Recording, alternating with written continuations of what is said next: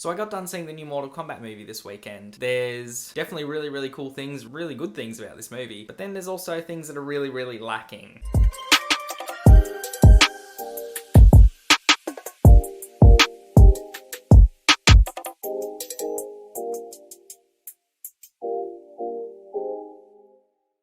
Mortal Kombat was directed by Simon McQuoid.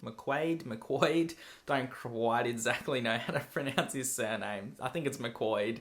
In his first major film, like he did a short film 7 years ago or something like that, like 8 years ago, and that's the only directing credit he's ever had. So it's pretty interesting that a studio would give, such a high octane action type film to a first time director, essentially. It was pretty good still, his directing wasn't bad. We've got Hiroyuki Sanada playing Scorpion. You've got Josh Lawson, an Australian actor, playing Kano, the Australian version of Kano, like the one that's now become canon in the games. He steals the show. And I feel like he only steals the show in Australia, though, if that makes sense. I feel like overseas, people from America or people from England, I think will be okay with it. Most Europeans and probably the American audience are going to look at Kano's writing and be like, this dude is fucking annoying and we hate him. It's an exaggerated version of how an Australian would speak, but it went off in the cinema here. So I went with my missus and the place was packed with Aussies. All of his lines, we were all just laughing. And I don't know if that's what they intended to do, but in an Australian cinema, he kills it. He literally steals the show. Josh Lawson was the best thing about this movie, for me at least. Lewis Tan is in this movie. There's a lot of, not so much unknowns, but people with very few sort of acting credits or people who are lesser known actors. They're all fine. All the acting is fine. I think the only real problem with this movie is probably its writing and probably the CGI. Like Prince Goro looks, I don't know, he looks kind of shit, IMO. I would much rather the Prince Goro from the fucking 90s Mortal Kombat movies. Like at least he was done with a prosthetic and an animatronic. And it's like, yes, that doesn't also look fantastic. But I mean, look at the dinosaurs from Jurassic Park. They still look better than the fucking dinosaurs in the new Jurassic World movies. Like Natara, for example, looks fucking atrocious. The actress, I don't blame the actress obviously because it's just her CG, but they've basically just painted her face onto a CG body. And I understand that the way the character is, it's hard to create something tangible, maybe creating it with prosthetics or with animatronics, that it would be difficult. So if it's difficult, don't use that character. Pick a character that you can do prosthetics for, that you can make animatronics for, that you can do the CG properly. It's not difficult. There is so many characters in Mortal Kombat, so many characters. And they decided, you know what? Let's pick the ones that are really difficult to make. Prince Goro, for example. Natara, for example. Even Melina is difficult. Like, with the way that her face needs to look like it is in the games, that is so difficult to pull off. And I'm not even somebody who does CG, and even I know that that would be fucking difficult to pull off. So why do the people making these films consistently choose the wrong option? Just pick anyone that is easier to do. Bring Johnny Cage into the movie now. Put him in the first movie. They did some tease at the end of the fucking movie where it's like, oh, we're going to Hollywood. Why?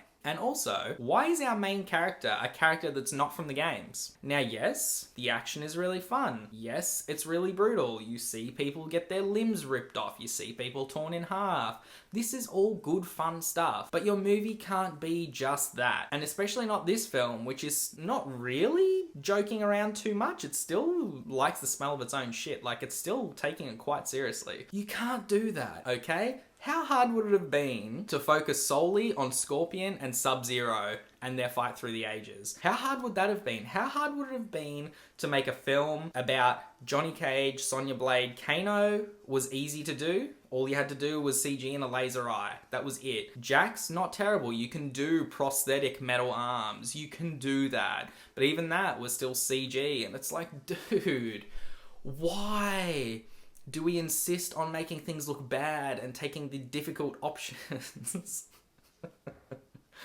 Oh man. Anyway, let's not get too far off track, shall we? So, lots of negatives. Writing, very poor. CG, very poor. A little bit cringe. Plot, sucks. Some of the characters suck. But some of the positives. Fights were really, really cool. Whenever there was a fight going on, you were in. Like, you were all in. The Sub-Zero fight at the end with Scorpion and Cole was really, really cool in sort of like a big icy, gym. The gym is basically covered in ice. That was fantastic. All of Kano's stuff, really, really cool, really, really funny. Lots of little Australianisms thrown in as well, probably by Josh Lawson himself. He was really, really funny. He was great in the film. He kept me engaged for a lot of the boring parts. Whenever our main character is on screen, Cole, super boring. You don't really give a shit about him. His power is fucking stupid, really fucking stupid. Liu Kang, who was probably my favorite character from the Mortal Kombat games, whenever I would play, I remember playing Deadly Alliance, right? I had it on PS2. It was Deadly Alliance, the one where Quan Chi and Shang Tsung get together and they form this alliance and they fucking kill Liu Kang, like in the opening. That shit blew my fucking mind. Like, yes, you could still play as Liu Kang in the game. That shit was fucking cool, man.